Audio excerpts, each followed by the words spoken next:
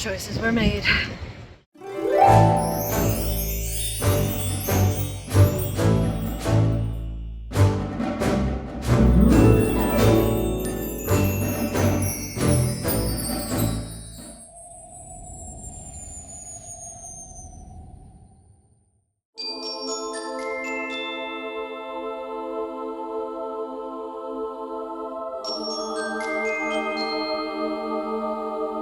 Good morning.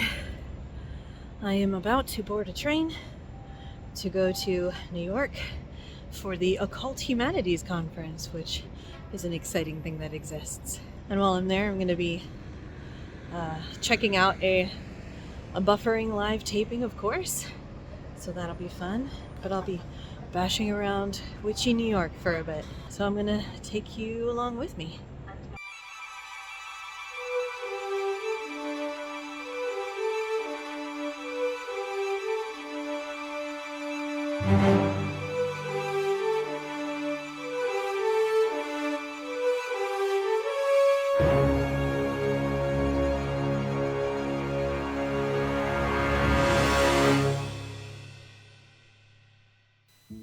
I did a little accidental bibliomancy before I left.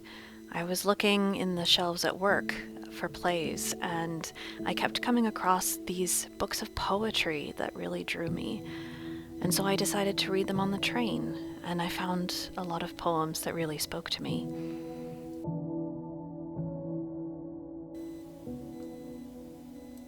I saw the tree growing inside me, up from my ankles, circling my waist, brimming my earthed belly. Its whole beauty flowered in my skin, came trembling like sea creatures blown from the ocean.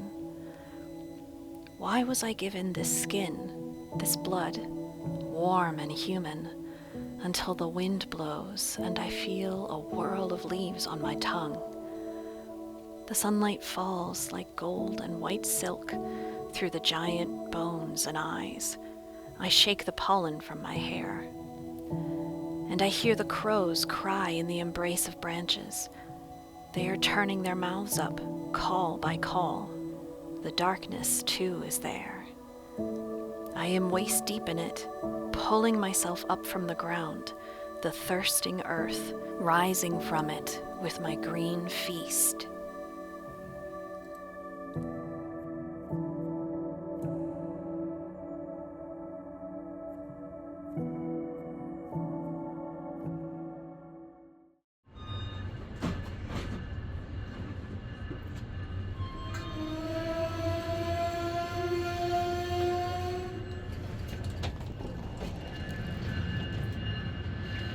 As I stepped off the train at Penn Station, I was greeted with the first instance of what I would soon start calling street-level magic.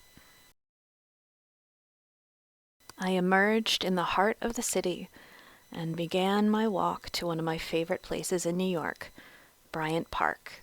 So I came to the Bryant Park Cafe hoping for a beautiful view of Bryant Park, which is one of my favorite places in New York. And as you can see, not so much of a view right now. They're setting up for the skate park, the ice skating park, which would have been nice to know before I walked all that way. But it's okay. I'm gonna have a nice little birthday lunch. I had a giant BLT.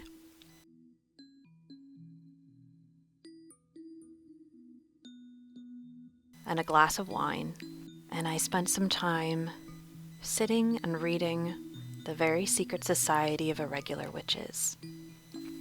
Niceness is all about what we do when other people are looking. Kindness, on the other hand, runs deep. Kindness is what happens when no one is looking. She hadn't understood how exhausting and heartbreaking it had been to hide such a big part of herself all these years. To reshape and contort herself into something more acceptable. She hadn't realized just how heavy her mask had been until she discovered what it was to live without it. At this point, my phone was almost out of batteries, and I discovered that I was nearby the drama bookshop, which I had been wanting to visit. It was utterly charming, full of theatrical paraphernalia and resources. And of course I had to try the Sanderson Sip, their wonderful fall, spooky flavored coffee. I found some old friends there and made my first purchase of the trip.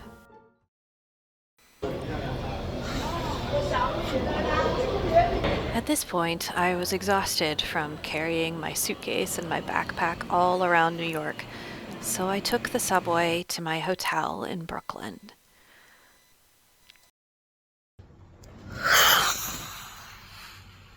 Every time I come to New York, I discover something that I like about it. I was very against New York for a very long time. I don't like the crowds. I don't like the traffic. But this time I was really struck by all the different kinds of people that are here, that are just living their lives right next to each other. And as much as we say DC is diverse, or Northern Virginia where I work is diverse, it's really, really cool to see the diversity of New York City. All walks of life, all ages, all races, all just kind of bumping shoulders with each other and being okay with it. But yeah, so I'm going to rest here for a bit and then get into my witchy attire and then hopefully go to Oscar Wilde for dinner and then go to the event tonight. So, very excited.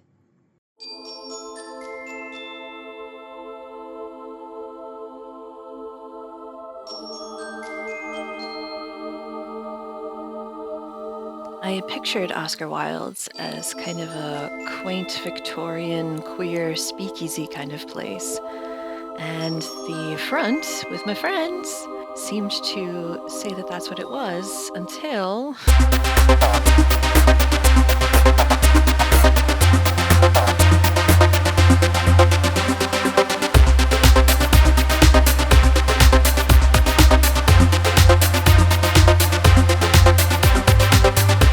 It was not quite the vibe I was expecting, but the food was really good. And I came to realize that even if it isn't a place that Oscar Wilde would be used to, I think he would love it. I ordered a Robbie's Reverie in honor of Robbie Ross, and I toasted to Oscar Wilde and all the queer folks of that era.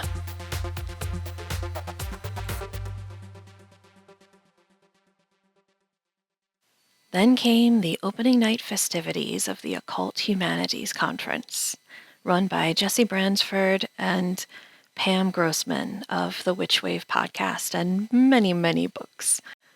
There was an opening invocation, which was really communal and powerful, and some wine and cheese. And it was a really welcoming atmosphere. I felt like I was surrounded by my witchy academic people. For the new folks, as you will quickly learn, this is a very friendly, high dork, sweetheart life. So don't be shy about chatting up anyone. You've already got something in common, which is you wanted to come to this thing. There was some amazing music by Hexbreaker Quintet, and I ended up sitting most of the evening and talking to a new friend named Montgomery about magic and Bram Stoker, and it was lovely. And I couldn't wait for the start of the conference the next day.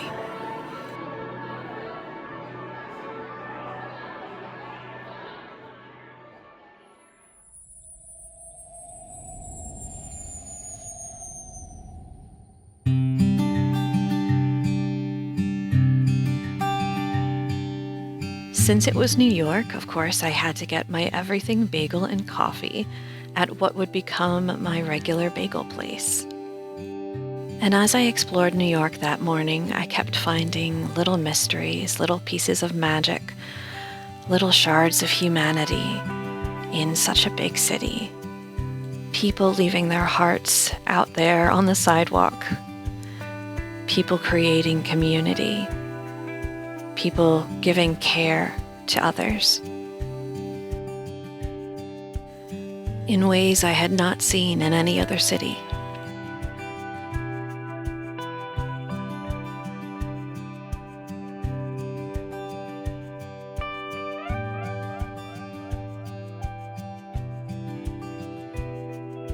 I make a home, and those who come only come on invitation.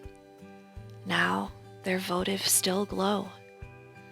I fashion it from nothing, like a goddess who knows how homes are made, who knows that's what a goddess makes from her hidden stores.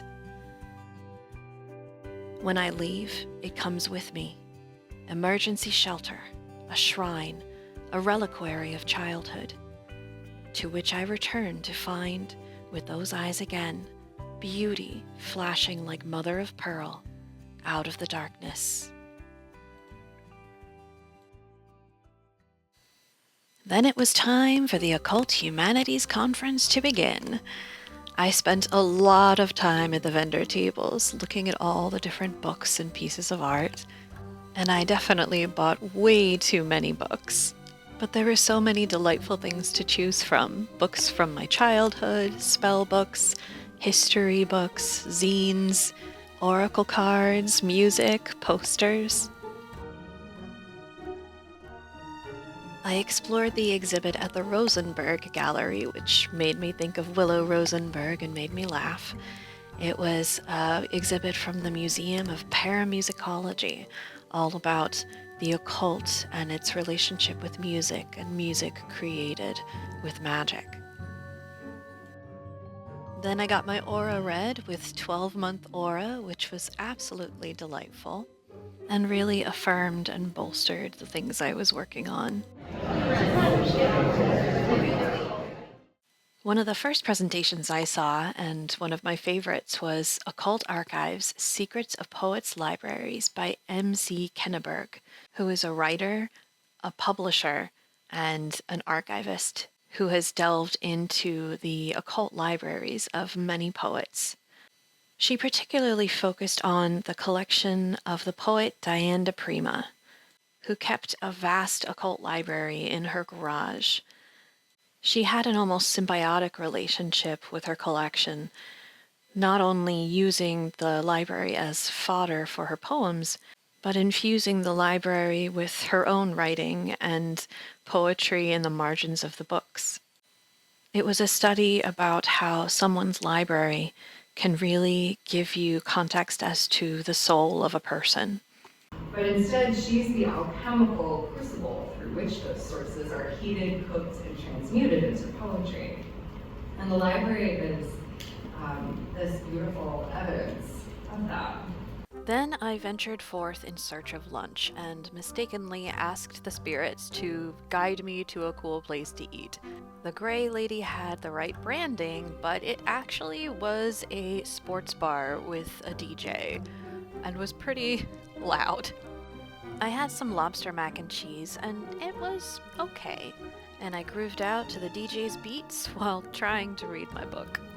I then walked half an hour south to Aeon Bookstore, where I was hoping to find some occult books.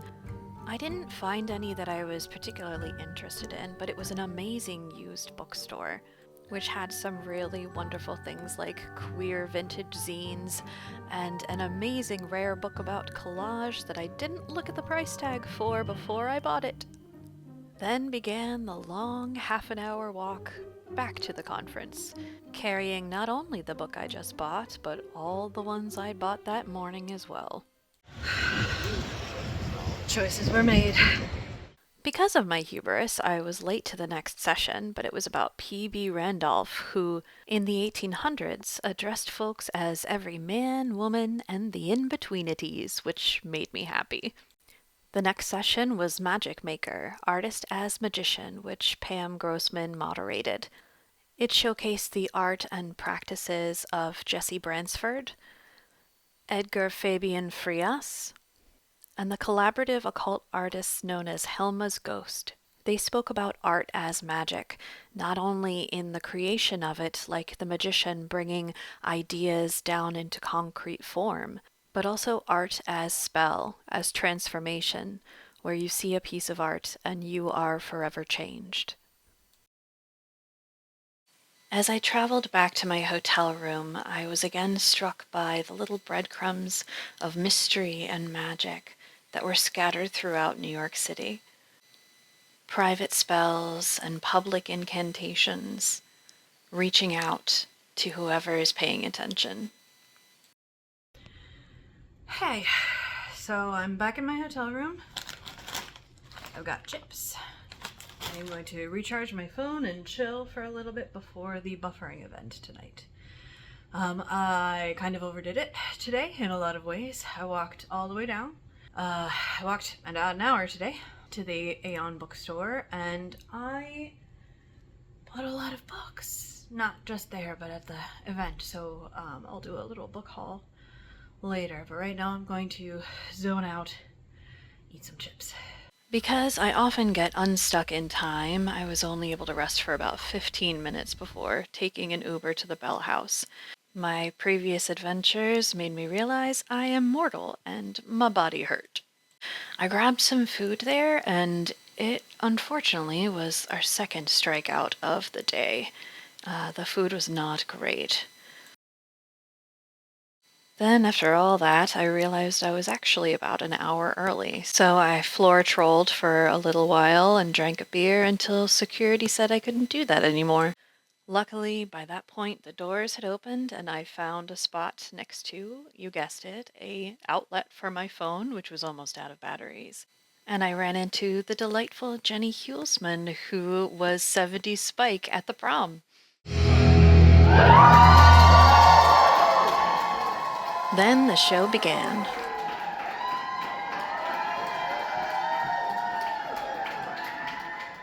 Previously on Buffy the Vampire Slayer, me and Drew were moving in. Sure, so like if like Buffy was a baker and Xander was a seller of flour. Kendra, the Vampire Slayer.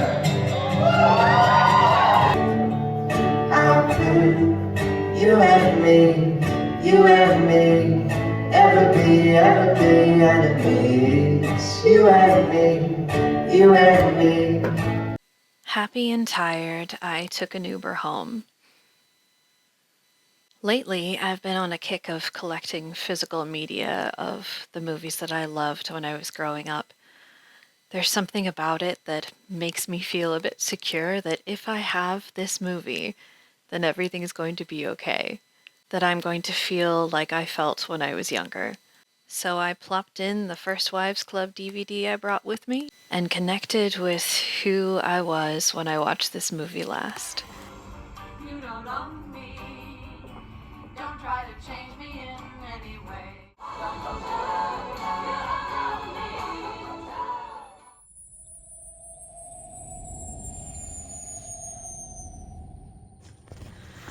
So sometimes I have, when I'm in kind of like a contemplative, seeking the universe mood, I talk to 3 goddesses. One is Bridget. One is like kind of a Demeter figure, though I don't really connect with Demeter so much myself. And then one is Frau Holda, or Baba Yaga, or the Kalia. Kalia? Is Kalich? So I'm not sure how to pronounce their name. But like it's kind of the maiden mother crone situation, and I ask my mothers for something or their advice.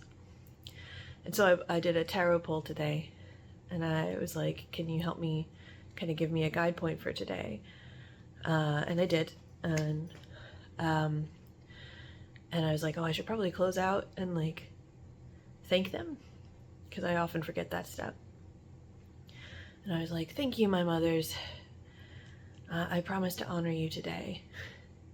And the crone said, honor yourself. And I was like, yeah, okay, I'll try and do that too, thanks. Once I was on a plane, and I was like like you do, please let this plane not crash. Let this plane get to the place safely. Please let us not die. And the crone said, everybody dies.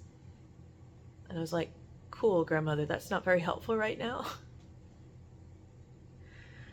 But she's the one who talks the most, and I appreciate her a lot.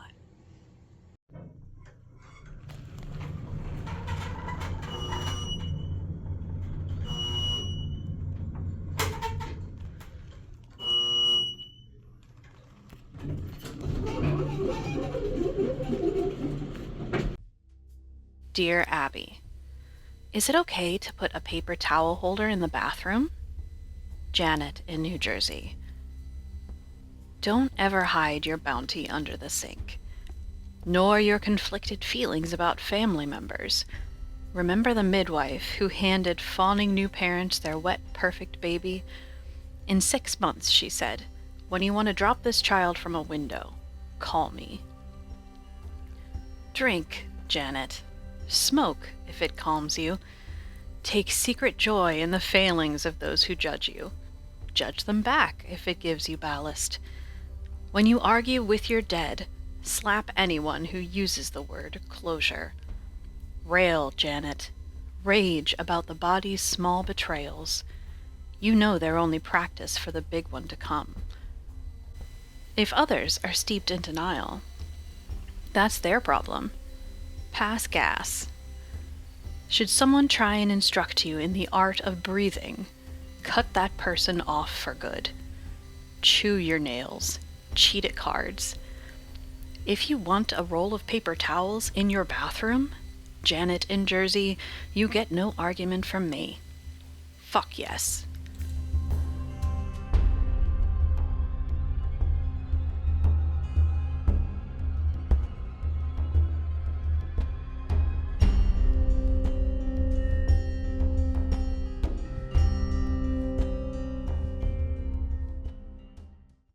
The next presentation was On the Threshold of a Cosmic Self with Michael Carter.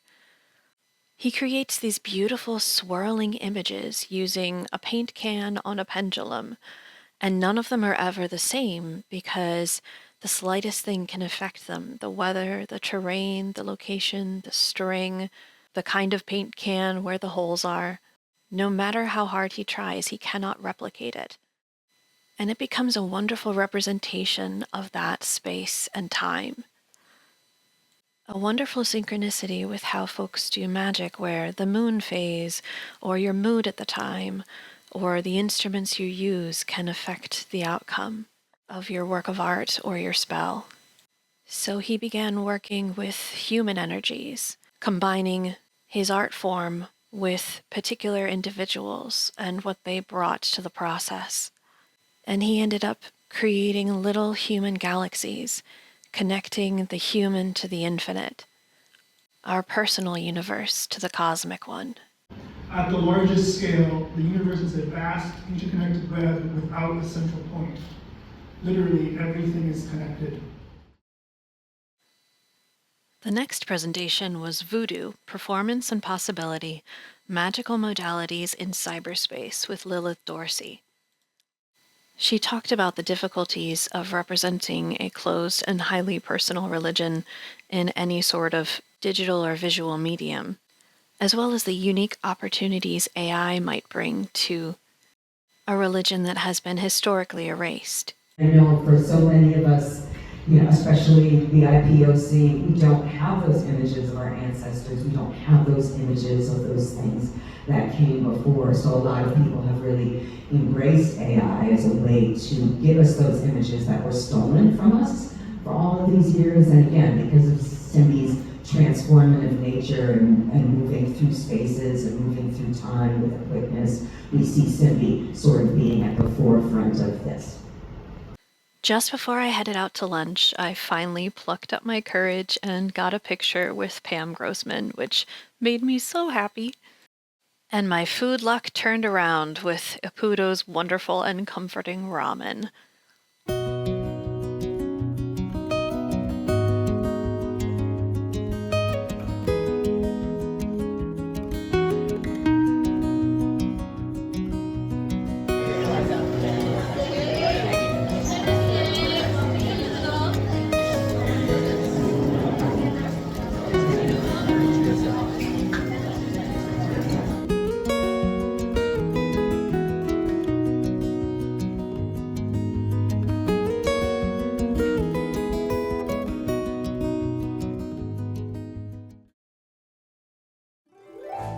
began a quest. I was in search of the book The Word Witch.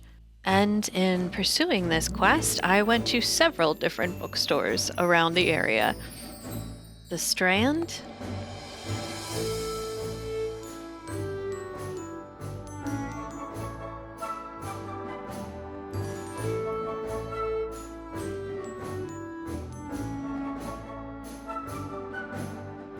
where I found some old friends and some new ones, and some future gifts for the bean, and a present for Lee. I went to Forbidden Planet, where I found a Minecraft zombie for Matthias. Alabaster Bookshop, which was a twisty old used bookstore. And finally, Barnes & Noble, which had a surprisingly large witchcraft section, and where I finally found the Word Witch book. The next sessions were occult poetry and somatic poetry rituals with C.A. Conrad, where they explored the different occult poets through the ages. Cosmic Kinships, Intimacy, Creativity, and Cultural Reinvention in American Esoteric Communities with Jody Willie.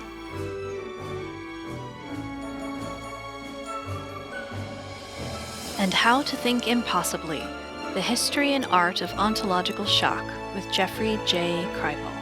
The study of the humanities and arts is to be inspired by these very monstrous places. It is to be struck by a kind of lightning, again and again and again. Let's be safe though.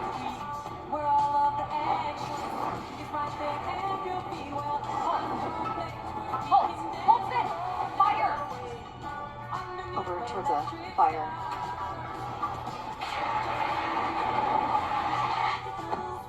Thank you. Forgot about my new toys. Let's go.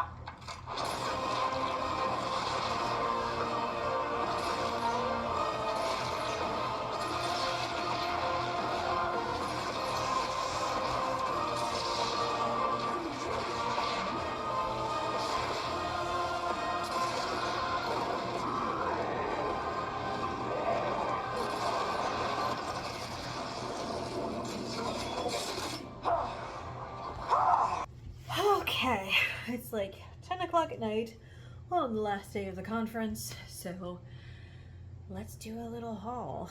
I went overboard. It's gonna be exciting to bring this stuff back on the train without losing all of my joints. But here we go. So the first thing I bought was this. A game of storytelling from The Moth, and I got it from the Drama Bookshop. And it has all sorts of little prompts here for storytelling, which I thought was really cool, like a different kind of oracle, and is kind of like leading in the direction of like word witch poetry spells that I might be going in. Yeah. Then there's a bunch of stuff that I got first day of the conference because I was very excited. The Tradition of Household Spirits, Mysteries of the Werewolf, Pagan Magic of the Northern Tradition, because I am by ancestral descent Germanic, so a lot of Germanic magic sounds like Manic Panic or something like that. Germanic magic. And so I'm really interested in that. So that's here. Then they were like, you get a free tote bag if you get one more book. So I got The Occult of Sylvia Plath. So similar in terms of poetry magic, and excited to dive into that. And then I was like, God damn it. I found another book that I want. So it was this one, The Hermetic Marriage of Art and Alchemy, Imagination, Creativity, and the Great Work, which is a lot of what I'm working on here with this channel is kind of the melding of art and magic. So there's that. It's a common theme. Look for more to come. Then I found at this kind of a more used book vendor at the conference, and I found this.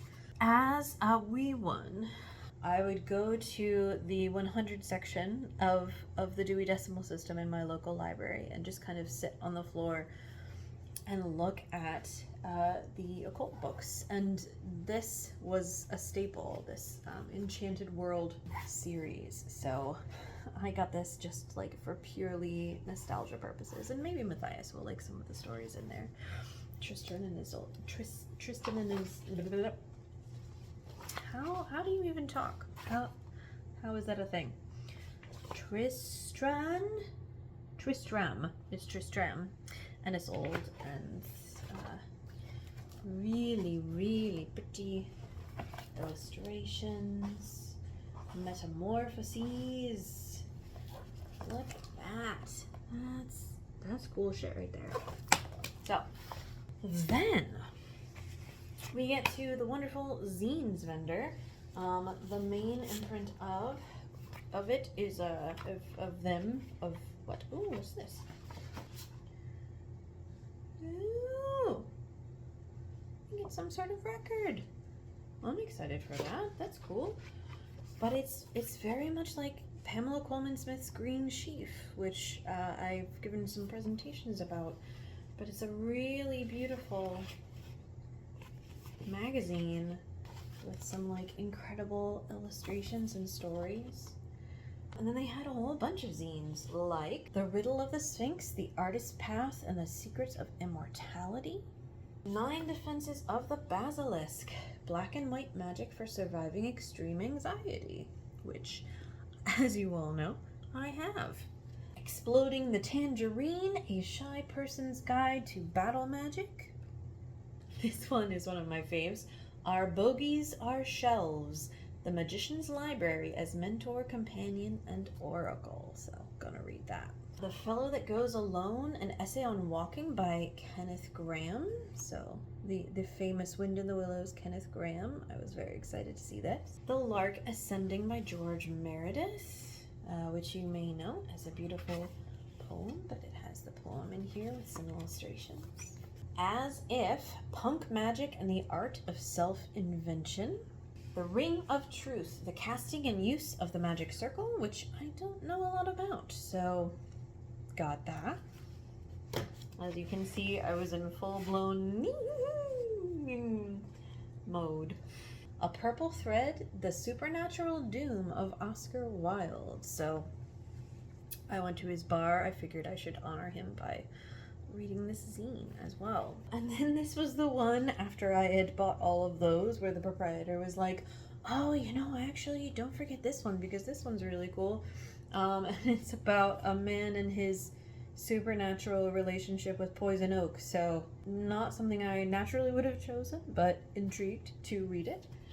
I got a poster by Janneke Stuckey, who is somebody who works very closely with Pam, who's one of the leaders of this conference, but it is hand-done silk screen printing.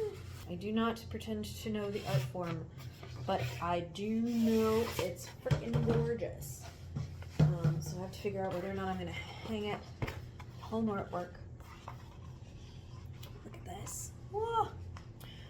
And it says, I exchange the world for this strange thing which is flight, and though I flee, none pursue.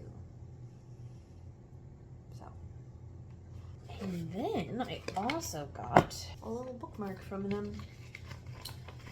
Because, you know, Granny Weatherwax and bees. It was a really nice bee. Then we're getting into stuff I got for my family. So I got this for Lee, but this is a little, like a place where you put your spoons, and I thought it was beautiful. And so now he's the one who cooks, so every time he cooks, I'm giving him my heart that's growing things and also on fire, and all the hopefully wonderful things that evokes. Yeah, changing out something that we have that's like kind of mundane to just be like a little bit of magic in our lives. And then, of course, my son is 4, And so he loves Minecraft. So I'm getting him a little Minecraft zombie. Every single time I go somewhere and I buy him a book or a stuffy, he's like, but wait, did you bring me a toy? So, yes, this time I brought you a toy. I hope you like it. And then finally, kind of the whole reason I came to this conference was the relationship between magic and, tacos. The relationship between magic and art. And there were two folks that I was really excited to meet. So the first one, it was pretty obvious. One of the heads of the conference, Pam Grossman. I've been wanting to purchase this book since I knew it was out, or since I knew it was coming. But then I found out that she was going to be signing them at the conference, so I waited. I ran out of space again. It's all about the intersection of magic and creativity, which I am hoping to use some of the exercises and the thoughts and meditations and ideas in this as I move forward with the channel, which is exciting.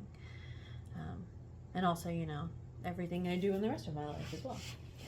And then finally, this one was a bit more serendipitous, where I met a friend who I did not know before, it's a new friend, named Montgomery, who on the very first night we just sat next to each other and we were talking about our love of Bram Stoker and Buffy and magic and all sorts of exciting things, and how it's really cool that everybody can have their own practice because the magic comes from them and is unique to them. Just like when we see a piece of art, we bring half of the art ourselves because half of the art is what we see. Yeah, so like our unique magic, our unique perspectives, and that's our power. So we talked a lot about that. And then Montgomery was like, oh my gosh, Kate's here. And I was like, cool, who's Kate? And he was like, oh, she has a podcast. And I was like, cool. So I met Kate. I followed her podcast. And then come to find out, it wrote Word Witch, which is a podcast that, not a podcast, a book that she had just been interviewed about on the Witch Wave, that I was like, oh man, this feels like the next direction I want to go. So like, I went up to her and I was like, oh my God, also now after I have met you and talked to you already, you're a Word Witch, oh my God.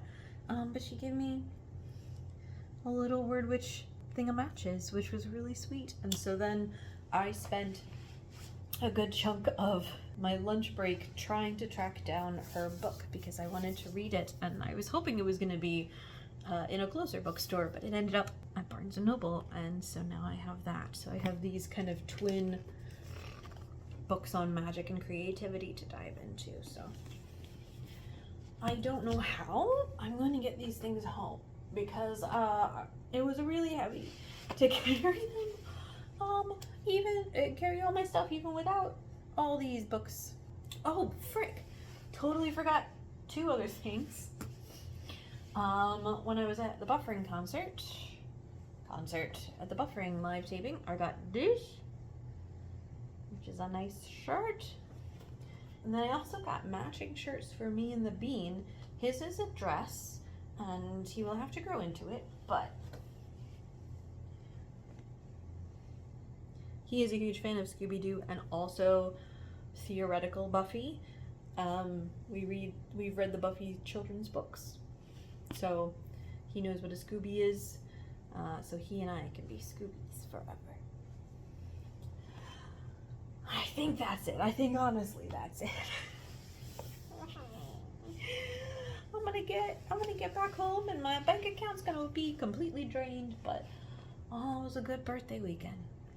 I think though, like, the conference was amazing, but I think the coolest thing about this weekend was like figuring out the magic of New York. Like, you know how there's like big superheroes and then like street level superheroes? I was just like deep into the street level magic of New York. Cause like me and New York haven't had a good relationship. Like, it's caused me a lot of anxiety. Oh fuck, there's another thing. I forgot. I need to put all this shit in one place. This. Playing with pictures. The Art of Victorian Photo Collage. I got this at Aeon, the Aeon bookstore, and messaged my friend who's the art librarian at George Mason, and she said, oh my god, I was just looking at this picture and thinking about buying this book for the library. So, cosmic connections. Anyway, street level magic. Yeah, like me and New York City have not had a good relationship. Trying to find a good comfy spot now to, you know, have some real talk. Yeah, just full of anxiety, I don't like the crowds, I don't like the noise, I don't like the smell, I don't like the height. And I liked like Bryant Park. Bryant Park was like the one place that I was like, this is a place in New York I like. Of course, this time not really available for the kinds of stuff I wanted to do. But I do like Brooklyn. Brooklyn feels like a magical place where there are lots of little secrets and magic hidden in the cracks and around corners. And I like that. I like street level magic New York City. And I love listening to people talk. Because every single conversation that I overheard was like, oh, you know, my therapist said this, or, oh, well, in the larger cosmology of the universe, or, oh, when I was sitting having ramen, the cute little, like, gay couple who seemed like they were maybe on a first date were talking, like, philosophy and masculinity and things like that. And one of the things he said was, oh, Jesus wept. Jesus is both God and man. And Jesus wept, so you're committing an epistemological heresy if you say that Jesus is not a man for weeping. And I was like, aw. And everybody was super nice. Like, there was this one man in a blue tracksuit who was like shaking and looking like he was having a rough time, but he cleaned off a metro seat for me. Subway. He cleaned off a subway seat for me and like offered me a seat and then just sat next to me without that feeling of expectation. Like, you know, that feeling of like, oh, I did something for you, now give me something. It was just like a kind gesture. And he just like sat and he looked like he was having a rough time, but he stopped to be kind. And everybody in New York, every time I smiled at someone, they smiled back. Everyone was like ready to engage if you engaged. But the default was like, everybody's doing their own thing and that's okay. And we'll just keep going. And not in like an uncaring kind of way, but like in a, I respect you in what you're doing and you respect me in what I'm doing. Which was so, it felt so good.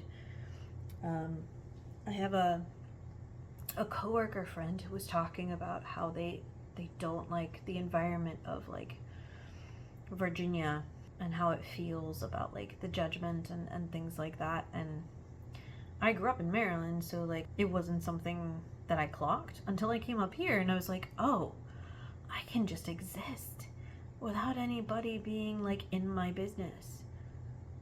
And that's nice. So, yeah, Unork is a nice place. Every time I come up here, I like it more and more. I see why people come up here. It's not just because like the sheer mass of people means you are able to find communities of people like you. It's the fact that so many different kinds of people exist immediately next to each other every day, and they learn to just be like, cool, you're you and I'm me, and we're gonna do our thing. It's really sweet. So, okay, I'm gonna have to try and figure out how to Tetris this all back into, or for the first time, into my suitcase. And tomorrow we head home to see Lee and the Bee. So, Hooray for New York magic. Hooray for magic and art. Hooray for Buffy. And I have a lot of reading to do on the train tomorrow.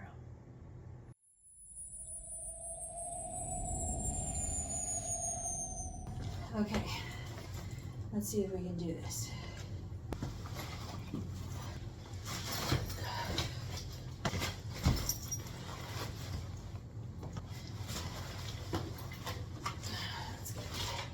That's gonna be down here. Okay, not too terrible. We'll see how I feel in the 40 minutes it takes to get to Penn Station.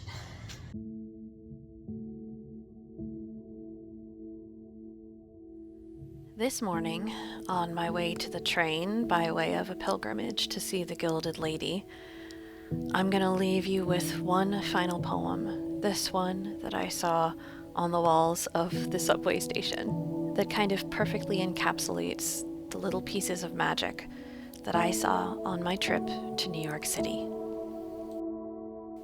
Firmament of glass. Morning. The glistening grass draws me into the day, as if new meant separate from the day before, and I, having that human part that can be transfixed by bauble or blade, limp out again, a believer, into memory's emerald glint.